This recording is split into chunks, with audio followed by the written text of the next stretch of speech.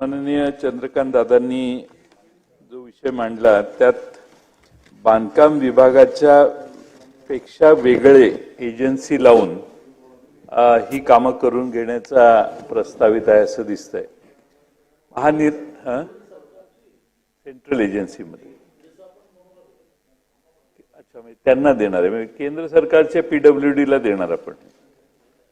हे दुसरी agency introduce करायचा निर्णय हा राज्य म्हणजे विद्यापीठ स्तरावर घेतला जाणार का मंत्री स्तरावर घेतला जाणार, विद्यापीठाच्या व्हाईस चान्सलरच्या स्तरावर निर्णय घेतला जाणार का, कोण निर्णय घेणार, आणि त्यात आम्हाला हे काम करणं शक्य नाही असं बांधकाम खात्याचं सर्टिफिकेट आपण घेणार का।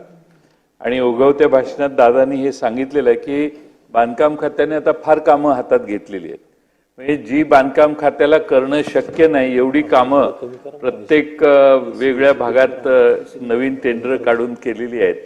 मागच्या वर्षी पण अध्यक्ष महोदय अर्थसंकल्प आज मांडला, तो मागचा अर्थसंकल्प जो आहे त्यामध्ये बजेट मांडताना 17,000 कोटीचा आपण डेफिसिट होतो।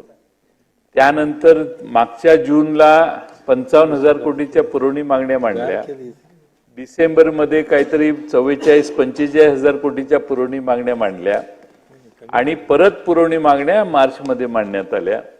या सगळ्यांची बेरीज जवळपास 1,40,000 कोटी आणि शेतकऱ्यांच्या मागण्यांच्या 25-30,000 कोटी अशी 1,60,000 कोटी नाही तेच तर याच्यात बांधकाम खात्याला बरीच मोठी जबाबदारी दिलेली होती आणि बांधकाम खात्याला जी कामं दिलेली आहेत ती एवढी वाढलेली आहेत की बांधकाम खातंच आता म्हणते की आम्हाला ही कामं करणं शक्य नाही।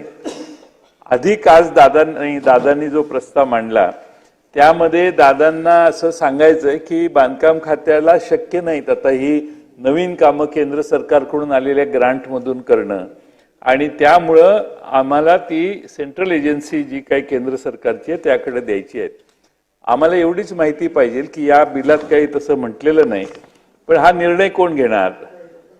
बांधकाम खात्याचे चीफ इंजिनियर सर्टिफाय करणार की हे आम्हाला शक्य नाही का त्या विद्यापीठाचे व्हाईस चान्सलर हा निर्णय करणार की राज्याच्या बांधकाम खात्याकडून करायचं का केंद्राच्या बांधकाम खात्याकडून करायचं, हे स्पष्ट व्हावं एवढीच माझी विनंती।